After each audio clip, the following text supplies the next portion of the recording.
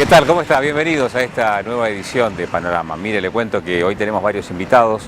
La mayoría de ellos son actores institucionales o políticos en la provincia de Río Negro a nivel nacional. Y uno de los temas que nos ha llevado a focalizar la mirada es el mes que se cumple de la muerte de Nisman. El 18F fue una jornada bisagra, de alguna manera, en lo institucional en nuestro país, porque ha marcado también una opinión muy fuerte de parte de un sector importante de la sociedad argentina a partir de un hecho puntual que ha sido la muerte del fiscal Alberto Nisman.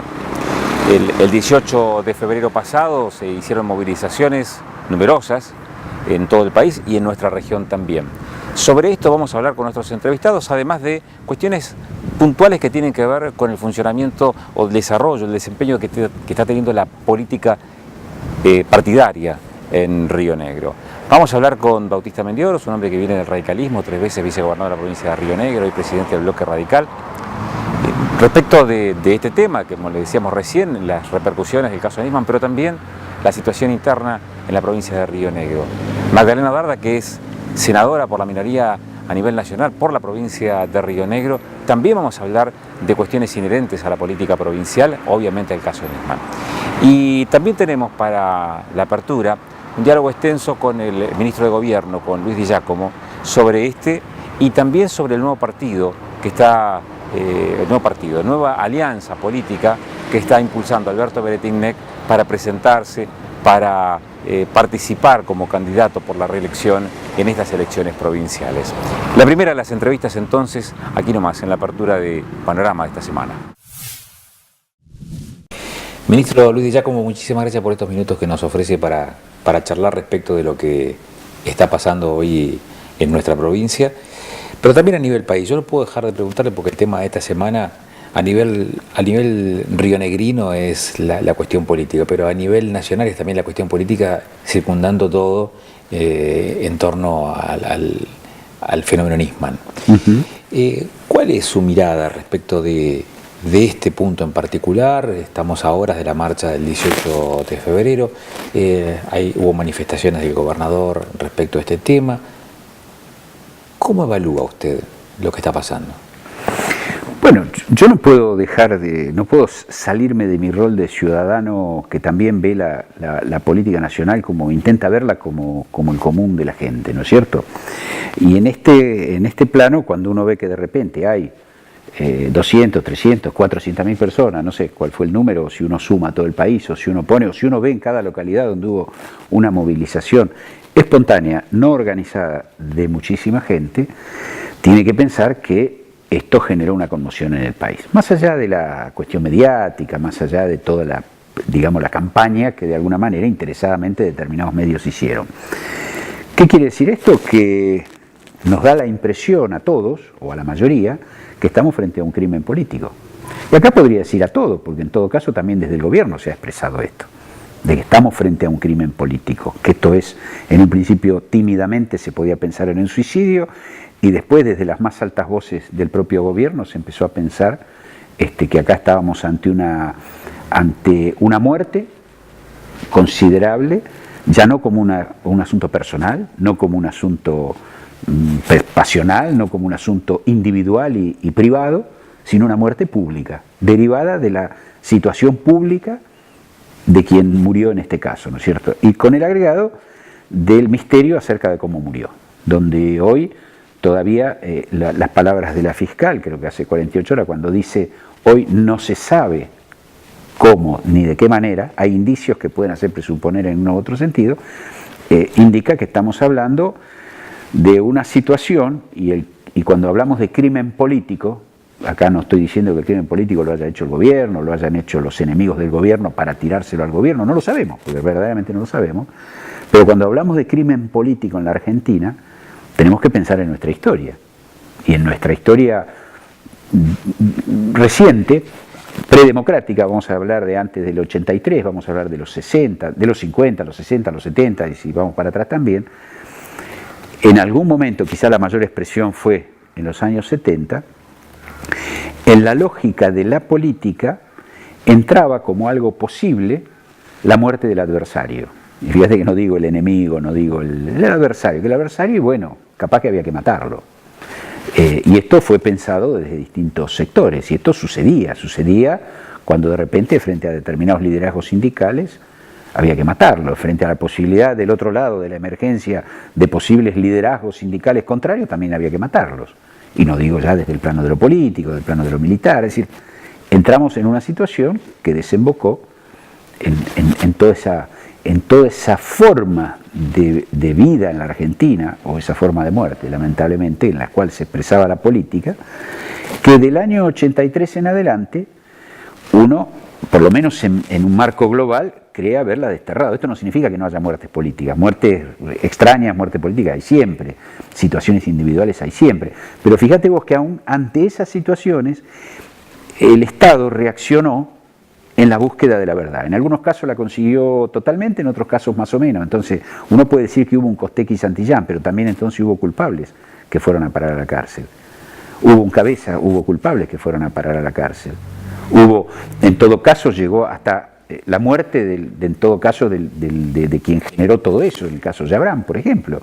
Hubo situaciones como la situación de Ferreira, donde sindicalistas que aparentemente estarían protegidos absolutamente fueron a parar a la cárcel. ¿Qué quiere decir?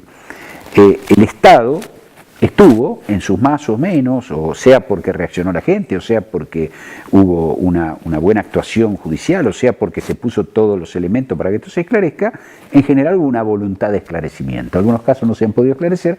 Ahora, frente a estas situaciones, como reeditar de nuevo la posibilidad de la muerte del adversario. Porque esta era la realidad de la cosa. Esto era un fiscal que iba a declarar cosas que se murió un día antes. Y que no sabemos ni cómo se murió, ni si lo mataron, ni cuál fue la consecuencia. Y vuelvo a repetir, no estoy diciendo que lo mató el gobierno, pero sí estoy diciendo que el gobierno tiene como tal una serie de responsabilidades enormes, que va desde la forma de la custodia, si se cumplía o no se cumplía, la intervención de insignes personajes en todo esto, porque este señor Berni, al cual pudimos ver en sus demostraciones, yo me atrevo a decir payasescas en cuanto a este protagonismo histriónico que solía tener, acá lo vimos andando en helicóptero, el llegar en primer lugar y de repente se tuvo que callar la boca y parece que está escondido atrás de algún lado ahora porque desapareció de la escena, pero estuvo en esa escena y en esa escena parece que hubo mucha gente y en esa escena aparecen testigos que dicen que la justicia, acá ya no el gobierno, sino la justicia no hizo lo que había que hacer. Cada vez la cosa se empantana más y esto generó, creo yo, una reacción de profunda conmoción en la gente y creo que genera miedo a que las cosas, no miedo a un golpe, porque esto no tiene que ver ni con un golpe, ni con una caída del sistema democrático, sí con la posibilidad de reedición de situaciones que creíamos superadas, ¿no? Está marcando una clara diferenciación respecto del discurso oficial en torno al caso Nisman. Y digo, ¿y cómo se explica? Porque hace 3 años atrás eran socios, iban en la misma agrupación política. ¿Qué es lo que hace cambiar virar tanto la opinión de una gestión provincial respecto de la nacional en tan poco tiempo? No, a ver, yo creo que hay un proceso de 10 años del cual no vamos a abjurar de que este proceso ha significado y significa hoy en día. Por eso, ojo, por eso se habla, por ahí con preocupación, a mí no me preocupa porque es un dato de la realidad, del país partido, porque así como hay una gran cantidad de gente que está pidiendo que esto se termine y que haya un cambio y haya otra cosa, hay también una gran cantidad de gente que apoya la continuidad de este esquema. ¿Por qué pasa esto? Y pasa esto porque este gobierno tiene sus cosas en el debe y en el haber. Entonces no podemos dejar de desconocer que después de lo que fue la dictadura, que después de lo que fue en los años 90 con el neoliberalismo, este gobierno vino a devolver a la Argentina la posibilidad primero del crecimiento, del desarrollo de determinados factores básicos como de repente pueden ser los transportes, la industria nacional, la cultura, la educación. Entonces todo esto no lo podemos desconocer, ¿no es cierto? Ahora, ¿qué pasa? Todo este esquema que forma parte de un relato, como se acostumbra a decir hoy en día, pero es un relato basado en la realidad, que le dio la posibilidad de inclusión a enormes sectores de la población que en los años 90 habían sido dejados de lado, que nos dio la posibilidad de volver a pensar en términos de nación, de nacionalidad, de decir, bueno, podemos tener nuestros propios desarrollos en muchísimos sentidos, empezó, digamos, toda esta evolución. No nos olvidemos que hubo algo muy importante y fue la muerte de Néstor Kirchner, ¿no es cierto? Es decir, a partir de la muerte de Néstor Kirchner empezaron a suceder dos cosas. Es evidente que, a mi entender, la presidenta no logra sostener un liderazgo en lo político, un liderazgo en términos de conducción, vamos a decir así, aceptada absolutamente, con todo lo que significa ello en el manejo de las contradicciones y de los distintos vectores que intervienen dentro. O sea, Cristina no es Kirchner, Cristina es Cristina, es un primer tema. Un segundo tema es la aparición de toda una serie de problemáticas en el orden de lo económico que evidentemente no han sido sorteadas de la mejor manera. Es decir, se empezaron a cometer errores frente a la caída de determinadas economías de las cuales dependemos o de otros países que se manejan de determinada forma de las cuales nosotros dependemos. No hubo una rápida reacción frente a la, digamos, la evasión de divisas o la pérdida de divisas en el exterior. Hubo también una reacción que evidentemente lo del cepo y compañía no ha dado mayores resultados en este sentido. Y a su vez empieza a aparecer toda una situación ligada a cuestiones de corrupción que empiezan a adquirir importancia. Entonces, cuando aparece la situación Báez, cuando aparece... Todo esto, digo, uno siempre tiene que medirlo, Yo digo, Clarín miente, y digo, 678 miente. Esto hay que ponerlo también en la balanza de ambos lados. Empezamos a estar en un país donde es muy difícil hasta poder... la verdad hay que tratar de desbrozarla, no la podés tomar directamente desde donde te la están diciendo.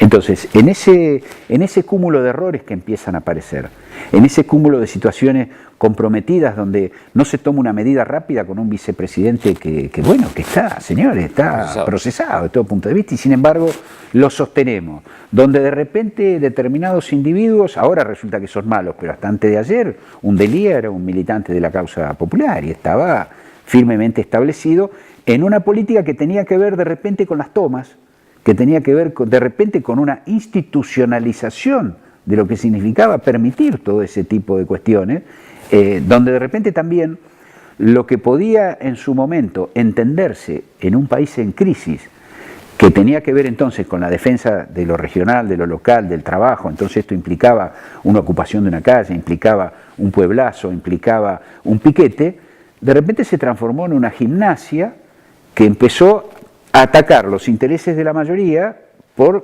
pequeños grupos que ya sabían que como esta era una gimnasia que con 5 personas cerrabas una ruta a 100.000 personas que estaban circulando, esto estaba todo legalizado.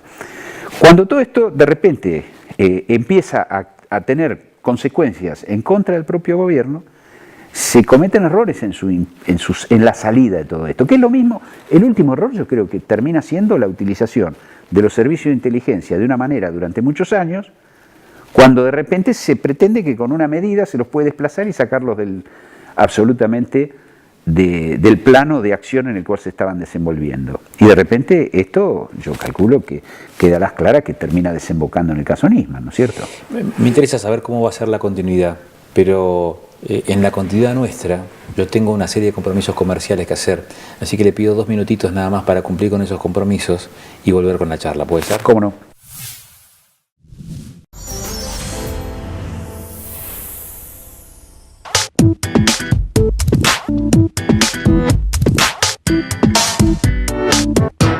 Río Seco y Ciampini recorrieron el hospital provincial. Afirmaron que la provincia de Neuquén es la única en la que creció la mortalidad infantil. Los números son muy crudos porque es la única provincia que ha subido la mortalidad y esta supo ser el ejemplo de la salud pública de la década del 80-70. Por un Río Negro sin droga. En Río Negro implementamos un sistema para llamar en forma gratuita y anónima para denunciar a personas que venden droga en tu ciudad. Si sabes de nombres o lugares donde venden droga, llama al 0800-333-4124. Te garantizamos absoluta reserva. Tu denuncia será enviada a las autoridades de la Justicia Federal. Llama al 0800-333-4124 y ayúdanos a meter presos a los delincuentes que les venden drogas a nuestros chicos. 0800-333-4124. La línea para que entre todos luchemos contra la droga. Gobierno de Río Negro. Farmacia Bancaria, 20 años pensando en toda la gente, todas las tarjetas, más de 60 obras sociales y 9 sucursales para estar cerca de 450.000 rionegrinos. Eso es pensar en la mejor atención, en la mejor calidad. Farmacia Bancaria, piensa en toda la gente. Plan de repavimentación. Así estamos recuperando las calles de la ciudad.